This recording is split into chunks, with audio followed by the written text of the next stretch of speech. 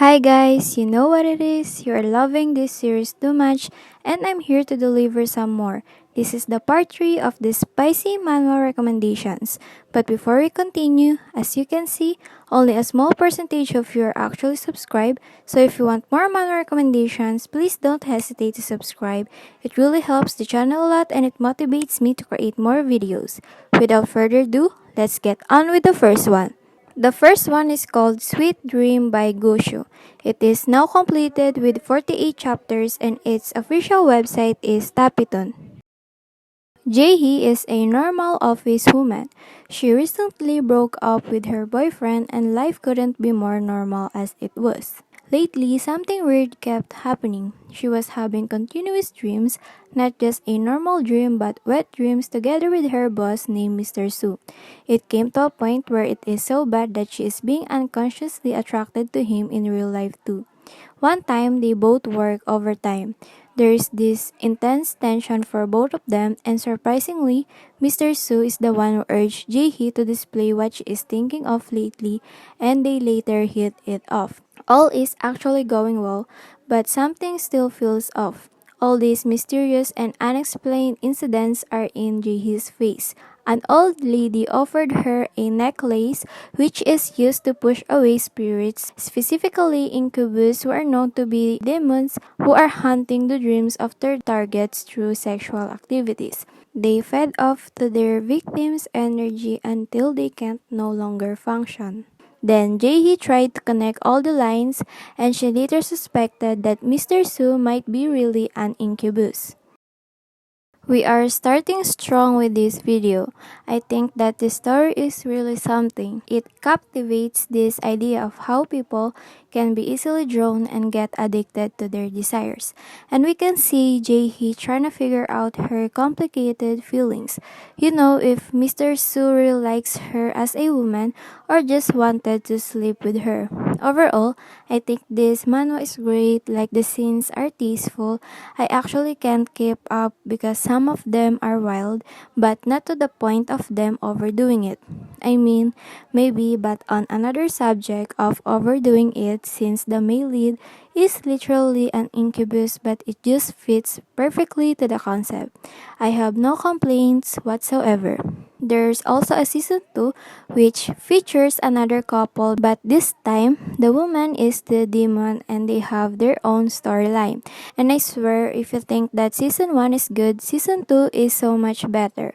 The scenes improve so much and you will also definitely see a lot of woman dominating scenes and just because of that, I will say that this manhwa will make you feel the most satisfied. The second one is called Sultan's Love by Gong, an original web novel by Chom Chom.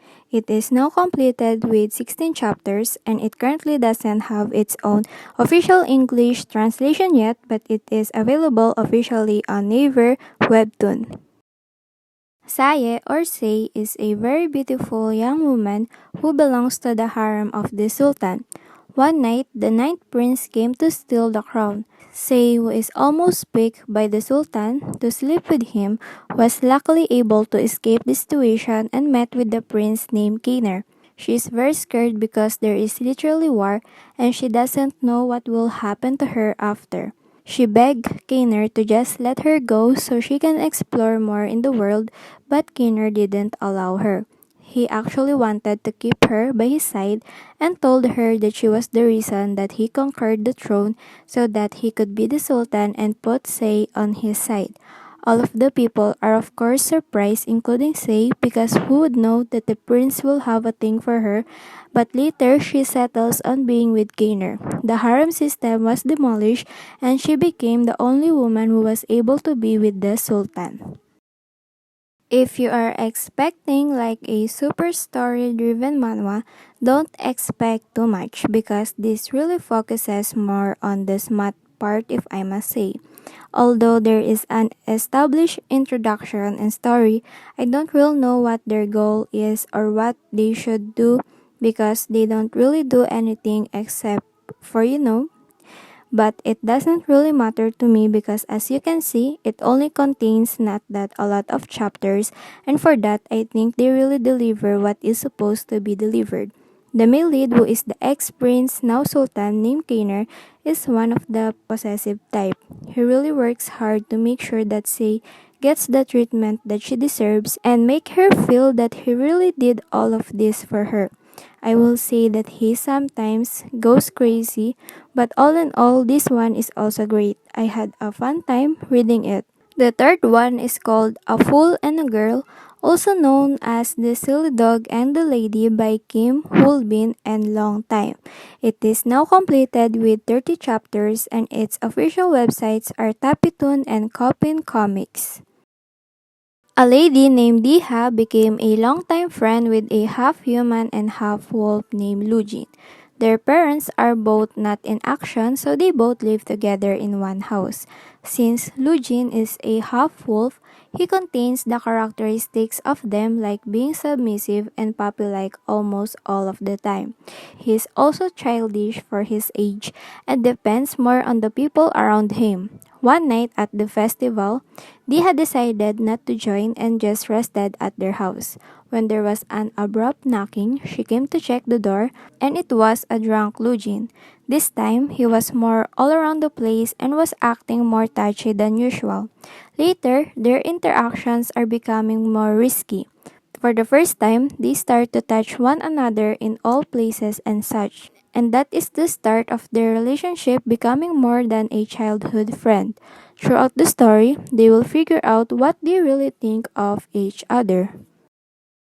This one is unexpectedly wholesome. You will go on the story eager for the scenes, but then they will hit you with these characters' dialogues that are really so thoughtful. Like they are both still awkward and clueless about the thing that they are about to enter and their relationship in general.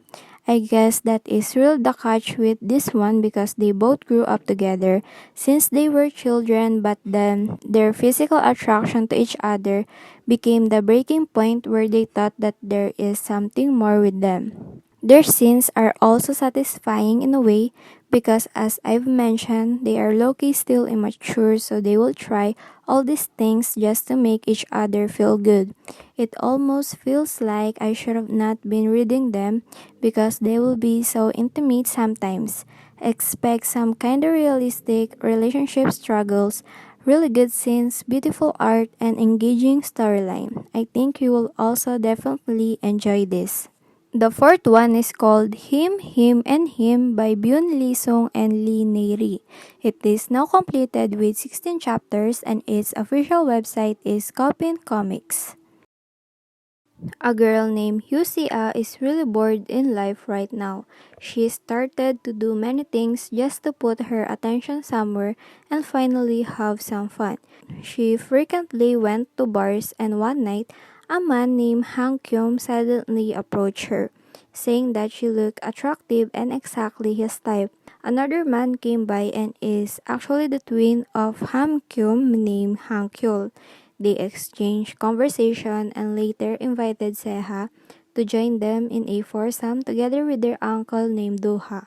They assured her that there is no suspicious intent and their uncle is not some old creepy guy and they also would be okay if she rejected. Sea is shocked because who would just straight up as a random person and engage in this activity. But she is bored and wanted to try something new and she also figured out that she will never see them again so she agreed.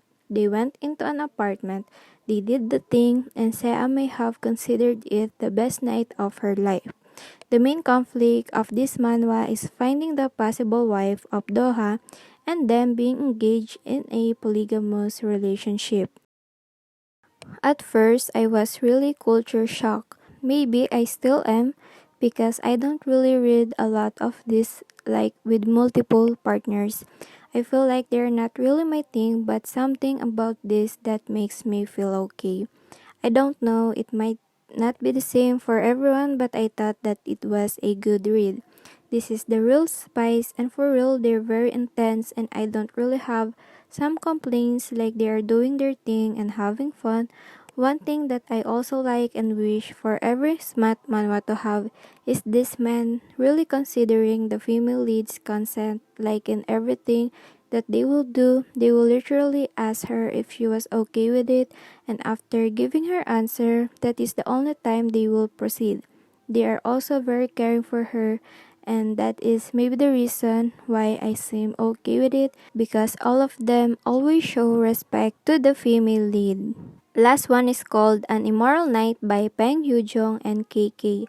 It is now completed with 23 chapters and it doesn't have its own official English translation yet, but it is available officially on Ready Books. The imperial general of the Baek Empire named Haewon made Yunsol, a woman who is a concubine of his dead son named Baekun, his lady. Yunsol is an ex-soldier and she set foot to the kingdom claiming that she is the wife of Baekhyun. Despite that declaration, Haewon still insists on making her his. So, they were spending the night together and Yunsol is trying to convince Haewon that she is his daughter-in-law. Although there is no official marriage between her and Baekhyun, what they are doing is not right. Haewon just sorts of shrugs it off and continues to be intimate with Yunsol, saying that a father-in-law will not do these things to her daughter-in-law. That also explains the title, meaning that their relationship and what they are doing is immoral. Throughout the story, they will actually live as a couple and face the upcoming conflicts and shocking revelations together. You actually don't have to worry about their relationship because if I remember correctly, Yunsul and Baekwoon never became a couple. They were actually friends before Baekwoon died, so that is the thing. The scenes are also on the intense side. I will say that it is very similar to the third manhwa I've mentioned, which is Sultan's Love. The concept is kinda the same, and the male lead, Heaven, also has a possessive characteristic, so if you enjoy that one, I think you will also enjoy this. The only thing that is throwing me off is how the male lead keeps calling Yunsol his daughter-in-law, like it's so weird to me. I think that it is not necessary and they never have that relationship in the first place. That is all for the video. Thank you all so much for watching. I wish you all to have a great day and I will see you next time.